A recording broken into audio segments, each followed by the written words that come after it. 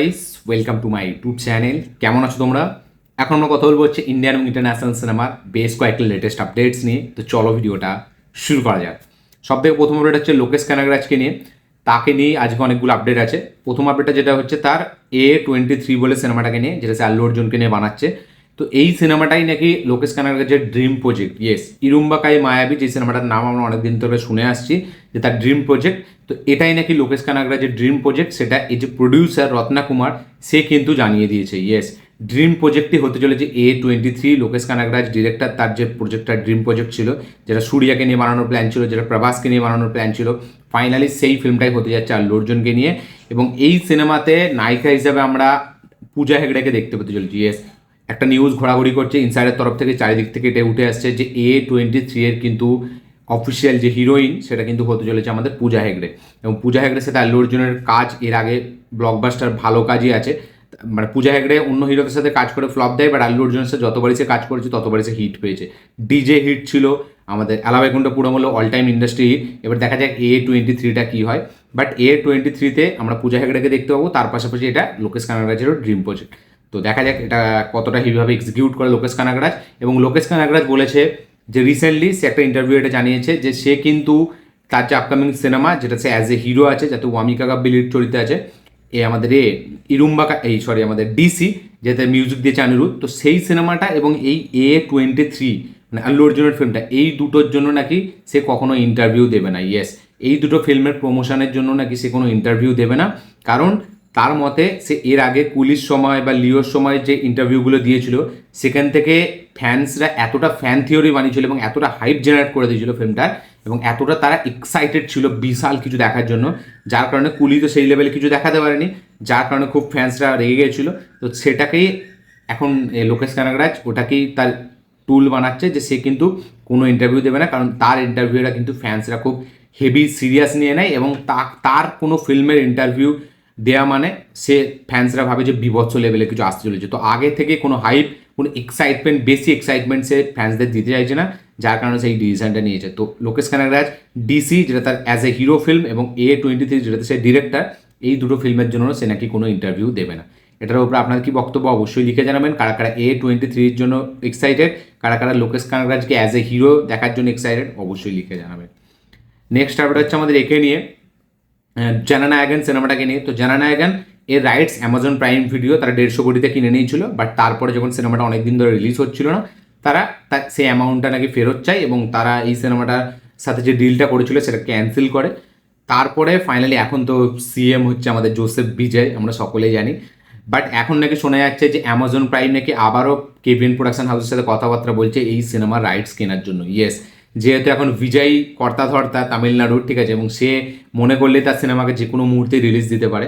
তো সেই জন্য অ্যামাজন প্রাইম ভিডিও, এবং যেহেতু বিজয় রিসেন্ট টাইমে পুরো কাঁপিয়ে দিয়েছে পলিটিক্স, তো যার কারণে অ্যামাজন প্রাইম কিন্তু তারা আবার কিন্তু মানে আমাদের কন্ট্যাক্ট করছে কেভিএন প্রোডাকশন হাউসকে, যাতে তারা এই সিনেমার রাইটসটা কিনতে পারে। হয়তো 150 কোটিতে না হলেও কিছু কম অ্যামাউন্ট দিয়েও তারা যেন এই রাইটসটা কিনতে পারে। সেটার জন্যই নাকি আমাদের মানে অ্যামাজন প্রাইম তারা নাকি এটার ওপরে করে আছে, তারা কেভিএন প্রোডাকশনের সাথে যোগাযোগ করছে। এবং জানানাগান কিন্তু খুব শীঘ্রই রিলিজ হতে চলেছে, দেখা যাক। তো আপনাদের কি বক্তব্য এটা নিয়ে অবশ্যই কমেন্টে লিখে জানাবেন। প্রথমে সিনেমা রিলিজ হচ্ছিল না, টাকা নিয়ে নিয়েছিল, তারা ফেরত চেয়েছিল, এখন সেই সিএম যে সিনেমার লিড হিরো, তো এখন আবার অ্যামাজন প্রাইম তাদের কাছে যাচ্ছে। তো কি বক্তব্য আপনাদের শেয়ার করবেন। নেক্সট আপডেট হচ্ছে এনটিআর নীলের সিনেমাটাকে নিয়ে। প্রশান্ত নীল এবং এনটিআরের নেক্সট ফিল্মের অ্যানাউন্সমেন্ট আসতে চলেছে 19 তারিখ মাঝরাতে। ইয়েস, 20 তারিখ এনটিআরের জন্মদিন, যার কারণেই কিন্তু 19 তারিখ মিডলের দিক করে আসবে, মানে ওই ধরুন রাত 12টা বা 11টা, 11:30 দিক করেই কিন্তু আসতে চলেছে এনটিআর প্রশান্ত নীলের সিনেমা ড্রাগনের অফিসিয়াল গ্লিমস।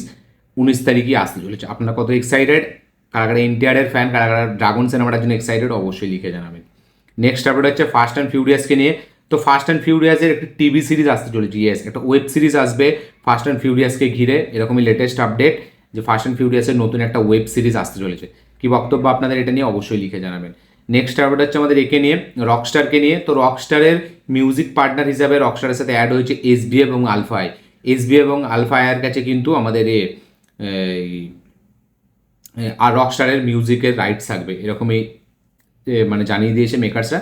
এবং এখন থেকে যতগুলো মিউজিক আসবে সেগুলো চরকি, এসবিএফ এদেরই চ্যানেলে আপনারা রকস্টারের গান দেখতে পাবেন, ঠিক আছে। তো রকস্টারের মিউজিক রাইটস কিন্তু এখন আছে আমাদের এর কাছে, মিউজিক পার্টনার হিসাবে, সরি রাইটস নেই, মিউজিক পার্টনার হিসাবে আছে এসবি এবং আলফাই এদের কাছে। তো কী বক্তব্য আপনাদের শেয়ার করবেন। নেক্সট আপডেট হচ্ছে আমাদের একে নিয়ে, স্পিরিটকে নিয়ে। তো সানব্রেড ভাঙ্গার ফিল্ম স্পিরিট, যাতে লিড চরিত্র আছে প্রভাস, তৃপ্তি দিমড়ি।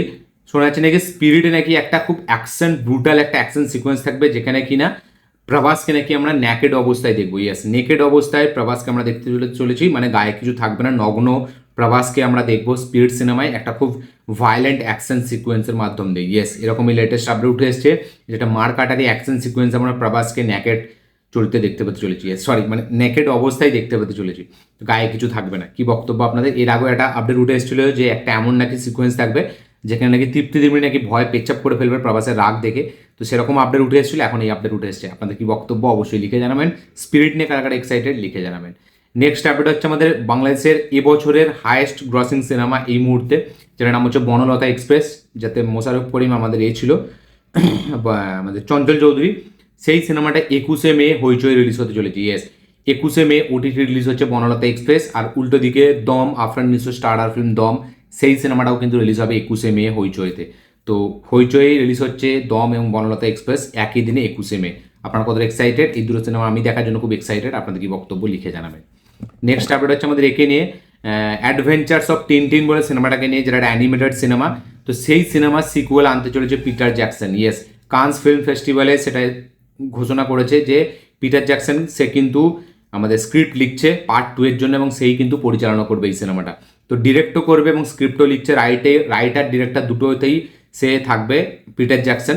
পিটার জ্যাকসন সে যে বানিয়েছে আমাদের এই লর্ড অফ দ্য রিংস, সে হচ্ছে আমাদের পিটার জ্যাকসন। তো আপনারা জানেন কোন লেভেলের ডিরেক্টর।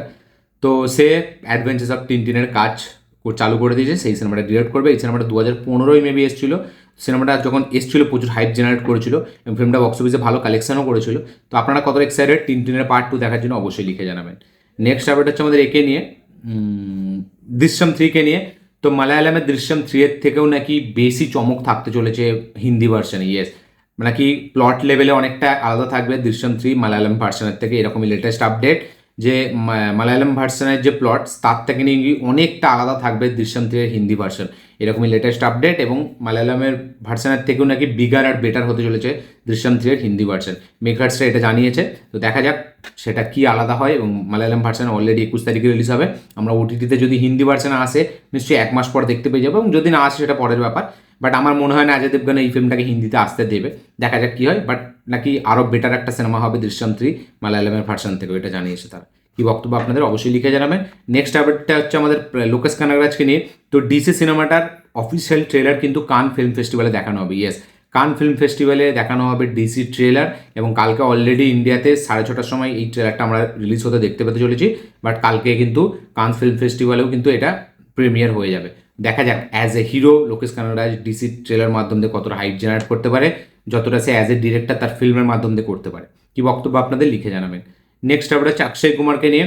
তো অক্ষয় কুমারের নেক্সট ফিল্ম একটা রিলিজ হবে 4ই ডিসেম্বর, যেটা ডিরেক্টর হচ্ছে আনিস বাজমি, যেটা আমাদের দিল রাজু তেলেগুর প্রোডাকশন হাউস, যে এই মুহূর্তে সালমান খান এবং ভামসি প্যাডিপালি সিনেমাটার প্রোডাকশন হাউস, মানে প্রডিউসার যে দিল রাজু।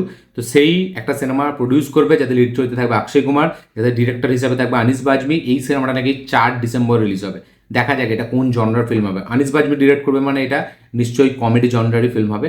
বাট দিল রাজু এই ফিল্মটাকে প্রডিউস করবে, এরকমই আপডেট উঠে এসছে। দেখা যাক এই সিনেমাটার নাম কি। আপাতত অক্ষয় কুমারের নেক্সট রিলিজ হচ্ছে ওয়েলকাম টু দ্য জঙ্গল, সেই সিনেমাটাও নাকি ডিসেম্বরে রিলিজ হবে। হ্যাভান হয়তো পিছিয়ে যাবে, দেখা যাক সেটা কী হয়। বাট নেক্সট রিলিজ অক্ষয় কুমারের ওয়েলকাম টু দ্য জঙ্গলই হতে চলেছে। তো আনিস বাজমির সাথে কী ফিল্ম করে অক্ষয় কুমার সেটা দেখবার মতো বিষয় হবে। তো এই ছিল আজকের টোটাল আপডেট, ইন্ডিয়ান এবং ইন্টারন্যাশনাল আপডেট। এই আপডেটগুলো দেখে জেনে শুনে আপনাদের কী বক্তব্য কী মতামত অবশ্যই কমেন্টে লিখে জানাবেন। ভিডিওটা ভালো থাকলে লাইক শেয়ার কমেন্ট করে দেবেন। চ্যানেল নতুন হলে চ্যানেলটিকে সাবস্ক্রাইব করবেন, বেল আইকন প্রেস করতে ভুলবেন না। দেখা হচ্ছে পরের ভিডিওতে, ততক্ষণের জন্য বাই।